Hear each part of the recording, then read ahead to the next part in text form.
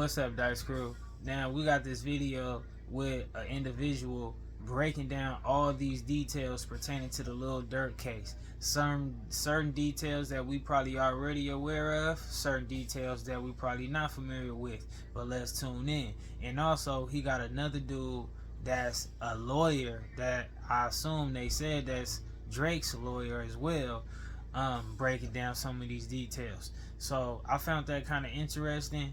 I'm gonna react to it with the Dice Crew. Y'all let me know how y'all feel about everything. I'm gonna keep it a Benji for y'all doing the reaction. Y'all keep it a Benji for me in the comments. Shout out to the Dice Crew. Let's rock. We've gotten our hands on an affidavit from an FBI agent who was investigating Banks' connection to what was this brazen shooting at an LA gas station. And we also have the indictment from the Central District of California. So we're going to be taking information from both documents. And now, because the court documents refer to the people involved in this case by their birth names, we're going to do the same. We'll talk about that in a second. But to get into this, I want to bring in celebrity defense attorney, friend of the show, Bradford Cohen, to talk more about this. Bradford, thanks so much for coming on. Really appreciate it. We have another rap star taken into custody on some pretty serious charges, very different than the Sean Combs case, which we've been talking so much about. Just what are your initial thoughts on the indictment, the affidavit, these initial documents, and the initial allegations alleged by prosecutors? So I think that when we look at the indictment itself, what's so interesting is, and this happens quite often, they don't put all and everything that they have in the indictment because they don't have to. Right? Less is more for an assistant U.S. attorney or the U.S. attorney's office. And in this case, I think that's what they did. They gave them enough to know that they know what's going on, but not enough to know everything that's going on. I think, obviously, there's been some rumors that there's been a snitch among his group that has been wearing a wire for some time. And if that's the case, it's going to be a very difficult case for everyone involved, depending on how much talking there was going on. What I thought was interesting with the indictment is, a lot of things around Durk basically revolve around funding, that he paid for airport, he paid for flights, he paid for hotels, he paid for car rentals, all these things that they utilized in this, quote unquote, murder for hire plot. So that's really where they're tying him in right now. But I think there's going to be more to come. And I think that there's going to be individuals that either will flip or that have already flipped, or there's going to be someone very close to him that was wearing a wire that would be willing to testify as to his involvement. Because his involvement right now is kind of tangentially involved, right, where he's the funder, but there's no direct allegation that he said, hey, this is what I want done. There's an allegation that he'd spoken code and he could have said this and all these different things, but there's no allegation that says, hey, this is what he said and this is what was going to happen. And to be clear, when we're talking about this, obviously there are multiple people involved. You can't have a conspiracy unless there are several people involved, especially something like this. So although Banks might be the most famous of the names that are called out in the indictment, he's not the only one. I'm going to list them out. In the indictment, we have Kevon London Grant, we have DeAndre Dontrell Wilson, we have Keith Jones, David Brian Lindsay, and Asa Houston. And the indictment also names 5 co-conspirators, with Banks being one of them. In the indictment, he's referred to by his initials DB, or co-conspirator 1. Now, what I gather so far, it seems like it might be a strong chance, or maybe not a strong chance, but it might be a possibility to where if Durk lawyer and his attorneys and his, his whole defense do the right due diligence and push a hard enough line, that Durk might possibly got an outcome that can be beneficial to him, as opposed to just really being railroaded or stretched out, or however you word it. Because like the dude said, right, that's the dude that I guess that's Drake's lawyer, and he was saying that the FBI don't always have to put everything in the details off the rip, right? So that means that who knows what they got or what they don't got. And then he also went to state that it's no direct accusation as far as saying Lil Durk put some money up to directly have this done. So they saying that yeah, he's putting money up, he's funding things, but it's no real details that they putting out there. But he said they don't gotta always put the details out there. And then he said something about Durk speaking in code. So maybe, you know, who are you to say this code means this? Ain't no telling what his defense can put up. But that was interesting to me. Let's continue. So here's a little bit of background on this case, and it really starts in 2020 because that is when Banks was with his friend and fellow Chicago rapper King Von at an Atlanta nightclub. And Von had apparently got into a fight with a Georgia rapper known as Quando Rondo, a friend of Rondo's, allegedly. I think he said that Durk was there, but Durk wasn't there. I don't think Durk was there. He pulled out a gun and shot King Von, killing him. Now, authorities say that Banks and his rap collective, OTF, the one that I mentioned, they wanted retribution. They wanted payback. So he allegedly made it known that he would pay a bounty for anyone who killed Rondo, who's, by the way, his real name is... And you know what? Shout out to this dude who's speaking because he just said like allegedly and stuff like that. And you know, I always got respect for these people that get on these interview cameras and stuff and say things and just, you know, this alleged way because that's all it is. Some people like to deem everything to be a fact only to make themselves seem more credible. Taekwon Bowman. Now, in the court documents, he's named as TB. I know there's a lot of different names here, but stick with me. We're going to try to make sense of this. So investigators say that in 2022, so this is 2 years after that Atlanta shooting of King Von, a plan came together to kill Bowman. The criminal complaint that was filed against Banks includes an affidavit from an FBI agent, and she gives her summary of probable cause. The affidavit reads in part, quote, Banks is the leader of the Chicago-based rap collective known as Only the Family, or OTF. In addition to OTF's status as a rap collective, I note on the investigation that OTF also acts as an association, in fact, of individuals who engage in violence, including murder and assault, at the direction of Banks and to maintain their status in OTF. For example, based on evidence collected during the investigation, including the interview of one of witnesses, I know that Banks put a monetary bounty out for an individual with whom Banks was feuding named TB. And then there's a footnote at the bottom of that page that reads, due to serious safety concerns, this affidavit does not provide the identity of these witnesses. Based on the FBI's investigation, I know that witnesses and or their family members have already received threats and or have been contacted in what appears to be attempts to influence their participation in this investigation. What do you make of that, Bradford? So it's basic. You know, like a lot of these allegations, you can almost take each one of these and put them into every case that we've seen as of late, where witnesses are either contacted or witnesses are offered a monetary amount not to testify.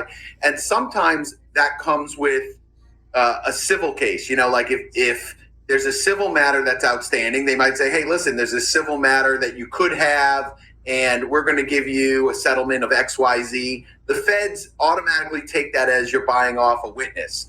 So it just depends on the facts of those circumstances. Like, I've seen it many times where the feds read into it differently than you would if you just read it yourself, wherein people are trying to be influenced. A friend of a friend might contact you and say, like, hey, listen, this isn't a good idea to be a witness in a federal case. The feds take that as, oh, hey, this is, you know, Bob Smith influencing this witness because he's friends with this person who's friends with that person. A lot of times that doesn't shake out the way that they put it in the indictment. And they put that in the indictment specifically for bond purposes, right? So when you go in for bond, they say, hey, listen, this guy's trying to influence everybody, and here's all these things. But when you actually get into the case, sometimes those things don't shake out, and then it's already too late because you already moved for bond and you didn't get bond. That's the same thing that's happening with Sean Combs. I mean, well, that's Correct. A little different because he's not charged specifically with obstruction, but it's part of the racketeering count. I read this indictment. I didn't see anything that Lil Durk is charged specifically with obstruction or witness tampering. It's more the conspiracy. There's also federal weapons charges. So does that give you pause too, that he's not, I mean, again, maybe I'm wrong, that he wasn't directly charged with anything like witness tampering, obstruction? Yeah, it always gives me pause. Whenever the feds throw an indictment in, it gives me pause right away because a lot of times you'll see in the indictment, there's a lot of accusations in the indictment that when you start getting into it and it starts kind of flushing out the facts, they stretch what could be a basic fact, they stretch it into something that it's not. And I've seen this time and time again. So in this case, it could be individuals that are loosely associated with OTF or that is signed to the label or something else that has contacted a witness, and they're trying to put whatever they did onto Dirk Banks. So that's the issue here, right? Is that they're just lumping them all together. They'll just say, hey, listen, because this guy did that, obviously Dirk is the quote unquote leader of OTF. He must have known what was going on, therefore he shouldn't get a bond because this is a dangerous gang and etc. You notice they stopped short of saying this is a dangerous gang and said this is a dangerous association of individuals that known as OTF, which I thought was interesting because generally speaking, when it comes to any of these rap groups, so there's OTF and YNW and YSL, and they all say like, hey, all of these nicknames, this is all a gang.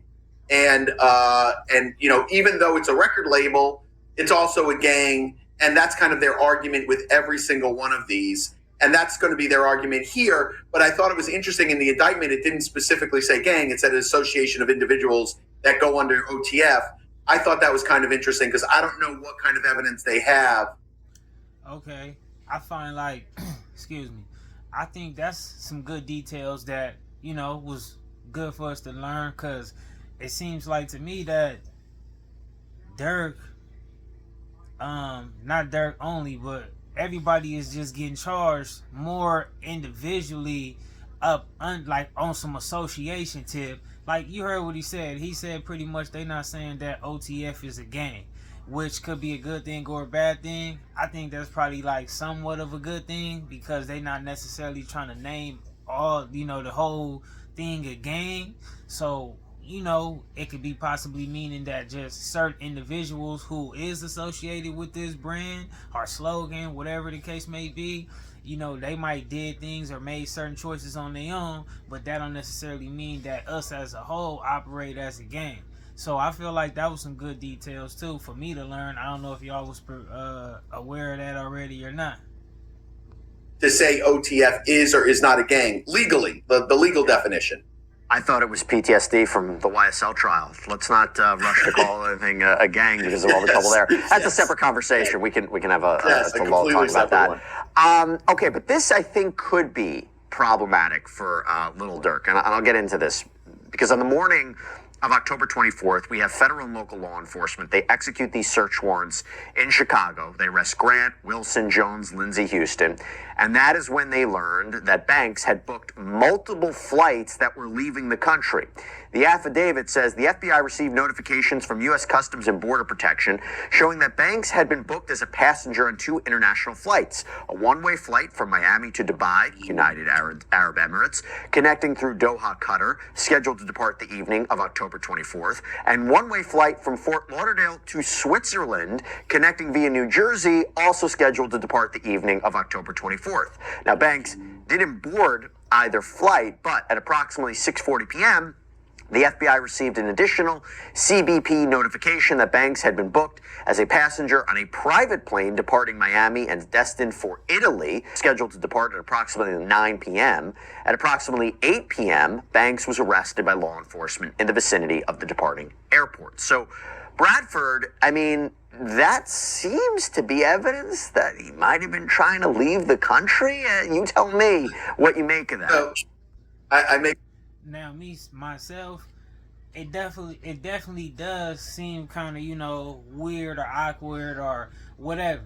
But I don't know if it's true or not. I don't got no documents or nothing like that for me to read or whatever to see if he actually was booking these different flights. They could have just put that out there to try to get, to win over public opinion, because obviously painting that narrative in so many ways, it can very much be viewed like a person was trying to flee, right? So, who knows? Who knows what was going on? could have been an honest mistake of, Durk couldn't make his mind up.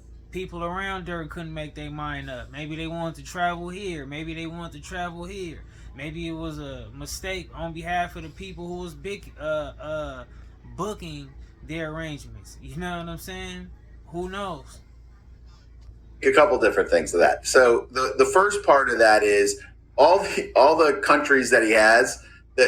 Dubai is going to extradite you. Switzerland's going to extradite you. These countries are going to extradite. The only places that don't extradite are like you go to Vietnam, you go to Morocco. There's certain countries that don't extradite, like strictly don't extradite. All these other countries, even if they don't. Okay, so for y'all that don't understand what he's saying extradited. Extradited means like, say if you do some crimes in a certain country and then you flee to another country and law enforcement get their hands on you, then they'll get you shipped back to where you originally did those crimes at, right? Now, if they don't do extraditing, then that means that if you get there, you pretty much is like a free person. But also what's interesting in what he just broke down is that like the places that Lil Durk was so-called trying to flee to allegedly don't even have they will extradite you. So that might look also like he necessarily wasn't trying to flee, because were you trying to flee to a country that will extradite you?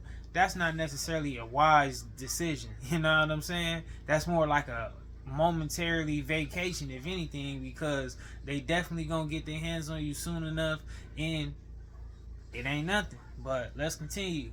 Even if they don't have a treaty with the U.S. for extradition, they're going to extradite because they rely on the U.S. for money. They rely on the U.S. for support. Switzerland, especially. Italy will deport you in about 10 seconds. They'll extradite you. Okay, he just said something else that's interesting. He said that all those countries gonna pretty much, do whatever the U.S. requests to a certain degree, depends on what it is, because they rely on the U.S. for so many things. So I understand that, and that do make sense. But I feel like that was very knowledgeable. 10 seconds. So I don't make much of whether or not he was going to escape and flee the country. I think more than likely, and sometimes this happens, when it was unusual that there were so many booked, right? What's not unusual is sometimes where an individual doesn't know whether or not there's a warrant out for their arrest. And I've seen this before, it happened in the past, where some associates get arrested. And in order to see whether or not they have a warrant, because that's not public knowledge, whether or not they have a warrant, they'll book an international flight and it'll red flag them. And then they'll get a call from the FBI, or their lawyer will get a call, and they'll say like, hey, your client's red flagged. They're trying to leave the country. Just so you know, they're under investigation or XYZ, and you find out information you wouldn't necessarily find out. Now, I don't know if that's the case here because there were so many that were booked, but I have seen that before in the past where a client will call me and say like, hey, Bob Smith got arrested. Can you check if I have a warrant? We can't check if there's a warrant. Oh, no one tells us there's a warrant. So just to be clear about that. So you're saying instead of they didn't have an option where he calls his lawyers and say, hey, can you check with the feds to find out if there's a warrant out for my arrest? That wouldn't work. So you're saying this is a way for him to find out, hey, am I in trouble? I'm going to book these flights and see if they get flagged. Sure. And it's happened before. Now, the difference here is there's so many flights. There's 2 or 3 flights that were booked. That's the weird part of it. But it wouldn't be weird for me to see someone that books a flight to the Bahamas. They book a flight to, Italy or Spain. And then, within 6 hours of booking that flight, they get a call or we get a call. That happens quite often. Now, it depends on your lawyer. Like, for example, me, if somebody says to me, hey, do I have a warrant out? And, my associate got arrested. I've been doing this so long, I can make a phone call and not necessarily find out if there's a warrant, but I'll find out. They'll tell me, hey, listen, don't have your guy leave the country. Like he's being watched. And then I know, okay, just let me know if I need to surrender him or whatever I need to do. And that's the relationship that you build over 30 years. Not everyone can do that. That's an interesting alternative explanation for that. I'm sure it will come out in a bond, excuse me, in a bond hearing if he's questioned about that. So let me go now to these alleged co-conspirators and what exactly happened here. We have to make sense of it. So the indictment that was filed in the Central District of California gets into it, and it says that all of them conspired and agreed with each other to knowingly use facilities of interstate and foreign commerce, namely airplanes, cars, cell phones, and the internet, with intent that the murder of TB be committed in violation of laws of any state, namely the state of California, as consideration for the receipt of and consideration for a promise and agreement to pay anything of pecuniary value, namely money and lucrative music opportunities with OTF. So this is a murder for hire plot in exchange for career opportunities or money. And according to the FBI and other investigators, Banks was the one who put out this call for a bounty. And then he got word that his apparent target, Bowman, was going to be visiting Los Angeles. So authorities say they have proof that Banks and our OTF provided the funds for 5 people to fly from Chicago to San Diego and then apparently drive to Los Angeles, with the plan being to kill Mr. Bowman. The indictment lays out what we call overt acts that they say this group committed in furtherance of this conspiracy. You can't just have an agreement. You have to have overt acts, overt steps that were taken to actually commit this crime. And the apparent proof ties it back to all the defendants. For example, one overt act says, on August 18th, 2022, co-conspirator 1 texted co-conspirator 3, "Don't book no flights under no names involved with me." So again, that's allegedly Lil Durk writing that. There are text messages between 3 of the defendants showing that they had the same airline ticket information. One of them also messaged someone on Instagram to say, "On my way to LA." And it's also being reported that Banks himself allegedly flew to Southern California on a private plane, was staying at a hotel in the San Fernando Valley, and authorities say they have camera footage that puts him there. Grant, who is allegedly a top OTF associate, bought ski masks, got cars, then gave 3 people guns, including one that had allegedly been converted into a machine gun. This is a federal crime. This is what prosecutors are alleging Grant did.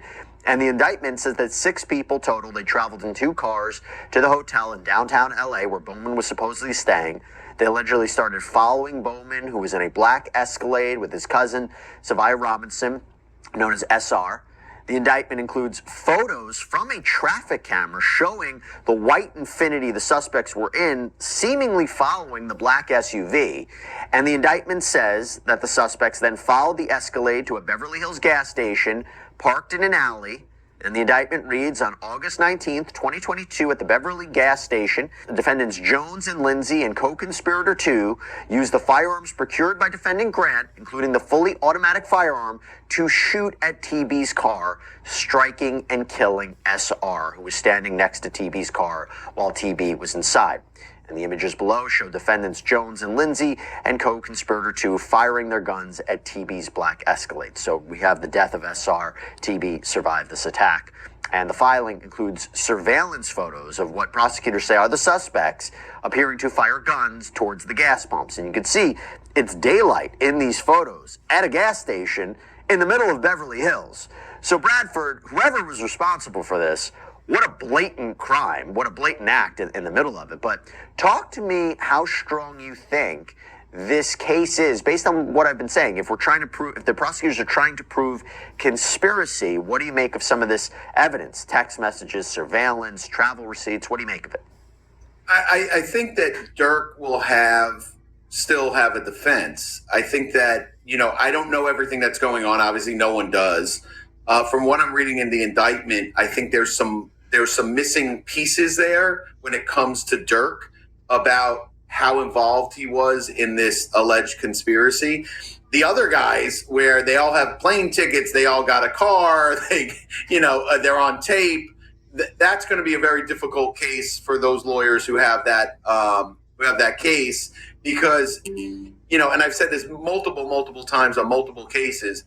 There are so many ways these days to catch individuals in this type of crime, where you have cell phone records, GPS data. You're going to have cross-reference on the phones, what phones are together at what times. You're going to have car rental agreements. You're going to have videotapes. It's real funny because very often you find these red light cameras and things like that the feds get on state cases where I want the footage, where I know it's good for my client. They're like, sorry, we don't save that footage. But somehow the feds get, camera footage from red light cameras, camera footage from the next door neighbor, camera footage from some guy who's just randomly on the street. So you'll see that they will put together a forensic case against the actual shooters that will be very heavily based on. And now, I'm not telling nobody to go commit no crimes, and I'm not telling anybody, how to get away with no crimes. But you guys heard what he broke down on what some of the things that they do, what they use to help solve some of these cases. You see what the feds have in their lap. They could get their hands on all that information, all that surveillance, all that stuff. So, just make sure, if you're going to make a choice out here, you are, aware of what you up against. Cell phone records, GPS data, and videotapes. Now, when it comes to Durk Banks, so far I've seen one text that says, don't have them associate my name with any kind of flights that they're taking.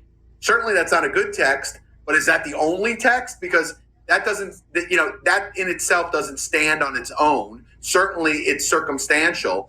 But like I said, we have to wait and see what other evidence they have. If they have a snitch, if they have videotapes or audio tapes of him saying something, I think that's a lot different than, hey, just make sure you don't associate my name with these guys. Because he could be blaming, Grant or one of these other guys and saying like, hey, these guys are going to do some crazy stuff. And he's like, hey, listen, make sure it doesn't associate with me at all. You can look at that a million different ways. So And again, I think that's Drake's lawyer, and I think I respect his outlook on this situation, the way he's pointing out all these different point of views.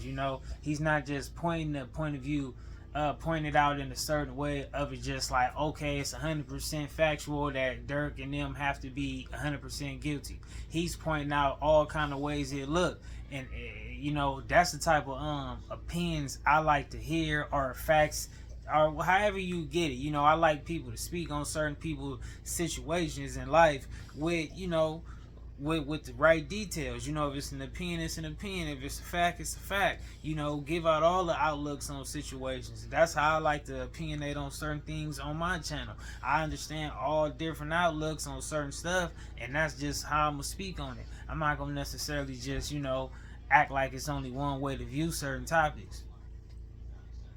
I'm hesitant to say that they have, a slam dunk case on Durk Banks. I think that they have a long way to go on Durk Banks in order to prove. And he just said it right now by himself. He said he hesitant to even say that they have a slam dunk case against Durk, and he said he feel like they got a long way to go. Now again, not again, but also I know he's not an FBI guy. He's not over there in the office or nothing like that. So, who knows what information he do not know. But let's see what goes on in the future. Prove the conspiracy against him. I think the others, it's going to be very heavily based on paperwork.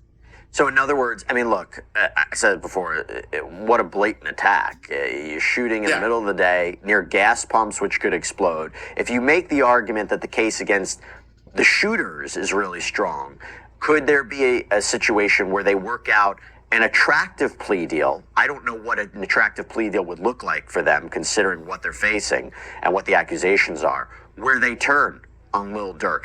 What would be a scenario that would what kind of deal could be worked out where you're working a deal out with the alleged shooters to go after the principal of this case, or the alleged principal? It's happened quite often in the past. And if you told me, the deal that Sammy the Bull worked out, right? The guy killed like 19 or 20 people. He ended up getting, a year or two in jail, followed by probation. If you told me that was a deal that someone would get for, being associated with 19 or 20 murders, I would tell you that's an impossible deal to get. So it all depends on the hunger of the... And look, I'm glad he brought that up, right? Because that also explains what kind of law enforcement we dealing with in life. Like, a person can associate themselves with 19 murders and they can still get a deal worked out to where they could become a free individual and walk the streets again. I'm not saying that I wish Sammy would stay in jail or wish he never got out or wish he got arrested or didn't get caught or whatever. I'm not saying nothing about nothing. I'm saying nothing but what I am saying, you know? Like, in society, you can associate yourself with 19 murders and the government will cut you a deal to where you could become another free roaming individual in society if you cut a deal and bargain. So how important is, some of these crimes really, man? What's more important at times? Because like he said himself as a lawyer, like he probably thought, Sammy could have never got that type of deal. I agree. I don't even remember the time Sammy did. I think Sammy got because he did 2 times. I know he did something like a five piece, and also like a 19-year piece or something like that, if I'm not mistaken. But he did a very much low number on that case when he rolled over on Gotti and all them. And this is not to just bash, I'm not trying to disrespect Sammy or whatever the case may be. I'm just speaking some facts out pertaining to the situation at hand.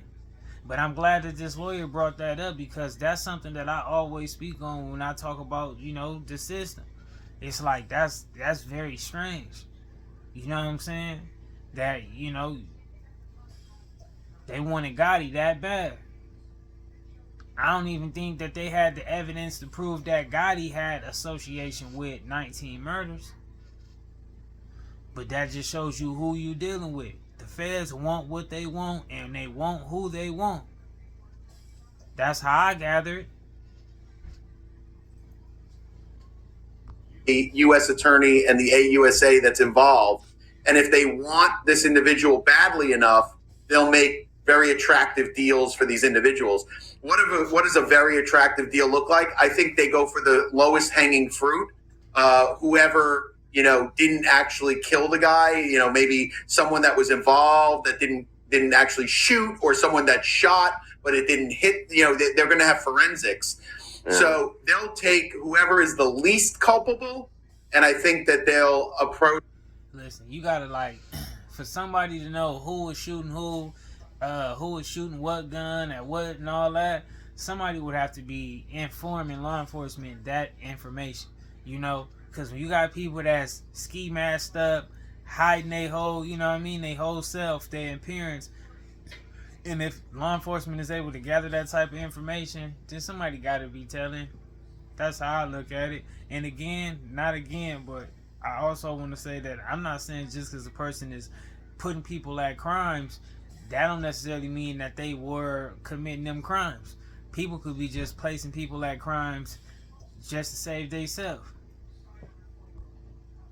Him and make a deal with him that'll be the most attractive. And if that guy doesn't make a deal, then move on to the next guy. So usually that's what happens, right? You go for the lowest hanging fruit first, the guy that you think will flip, the guy that didn't really have that much involvement. And I think what also is interesting with the indictment is it wasn't just money. They're like, oh, it could have been money or it could have been career advancement, right? It's strange to mention that because they don't really go into any kind of facts about it. They just say it could have been, that they would have advanced in their career. But what does that look like? Durk promised them a record deal? Or they assumed it. And if they assumed it, that's a weaker case for the prosecution. If it was just I assumed if I did this for him, and you got it. That's the key, right? They're like, right. Hey, I knew if I helped them out. Again, some good details and also some more flowers that I'm giving to these 2 individuals because I like how they broke that down. They said maybe it's a case of Durk directly promising these dudes record label deals, or maybe it's just a case of somebody assuming, hey, if I do this, maybe I can win a good favor over, or make a person be happy or whatever. You know what I'm saying? Whatever. Not saying that any of that took place, but I like how they broke that down right there. He would give me a record deal. Now, let me put a bow on this and talk about what happened after the shooting. The suspects then apparently went to an In-N-Out hamburger stand to talk about payment for the murder. Then they flew home to Chicago from San Diego.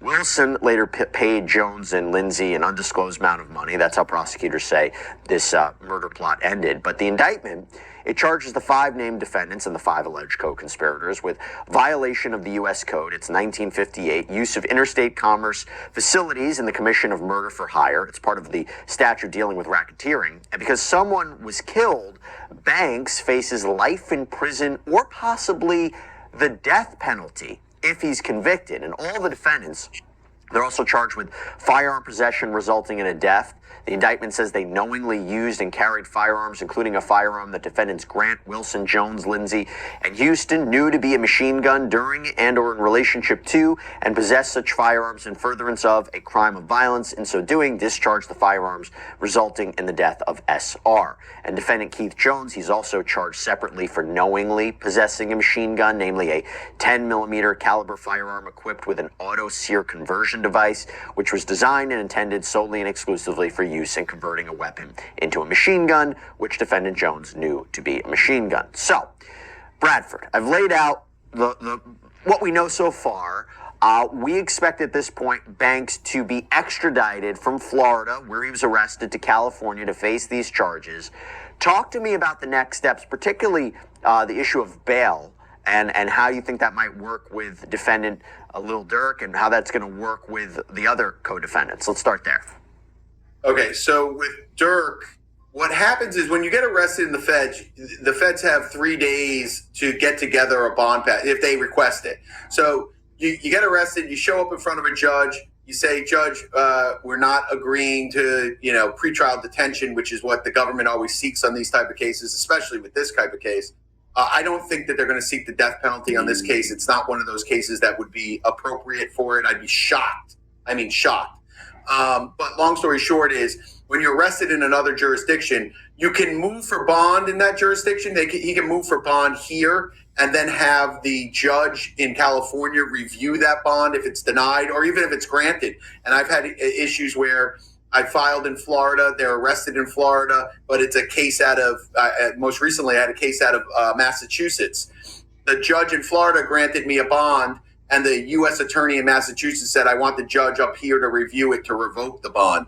And that was denied. But we went for a bond hearing, but the judge in Massachusetts still upheld the bond. So generally down here, what will happen is, okay, he goes in front of the judge. The judge says, hey, you want a bond hearing? I usually say, yeah, I want a bond hearing here as opposed to California because of a couple of different reasons. One is if it's a judge that I know and I know how they behave in court, I can get a lot of information about the case. They put a case agent on, they might put another witness on, and I can find out a lot more details about the case so that when they do go to California, I'm kind of prepared with, okay, I know where they're going with the case. I know what else they have. It's not just this one text, it's something else. I kind of see their case, and it prepares me to go to California and then have that case reviewed by the California judge. And now I'm even more prepared for that next bond hearing in front of the California judge. But I don't know what they're going to do in this case. They could just say, hey, judge, extradite him to California. The California lawyers are going to deal with the bond in California and move for bond there. And like I said, once he gets there, they'll have a couple days to prepare. The government will have a couple days to prepare. And now, because it'll take a week to get there, they'll have even more time to prepare. That's why I like to do them quick. I like to do bond hearings quick because it doesn't give them that much time to prepare. And especially when you're in a different jurisdiction, the agent usually has to fly here, prep the U.S. attorney that's here. All those things come into strategy play. My guess is on this type of case, the judge is probably not going to give him a bond. That's my guess. I kind of know the facts. I know the attorneys that are involved. I don't see where the judge will be, especially the Florida judge would be like, yeah, this sounds like a case I'm going to give him bond and send him to California. If anything, he's got a better shot in California of getting a bond than Florida. Now, there are a lot of moving factors here. Real quickly before we wrap up, a lot of moving factors here, a lot of different ways this can go. When do you see a trial in a case like this? Generally, on these type of cases where it's very, very heavy on paperwork, you won't see a trial for 12 to 14 months, minimum. Usually, federal cases move a lot faster than state cases.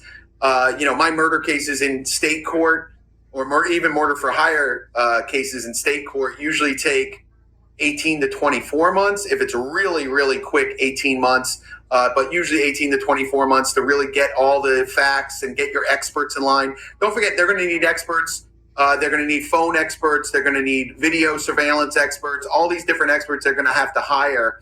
And I usually, on these type of cases where they're saying, oh, he was talking in code, I usually also hire an expert in like the lingo, right? It's like individuals that are in the rap world that can say, oh, I know what the word cat means. Like, so, and you'd be surprised because the feds always, whenever there's a word. Now, y'all hear what he's saying, right?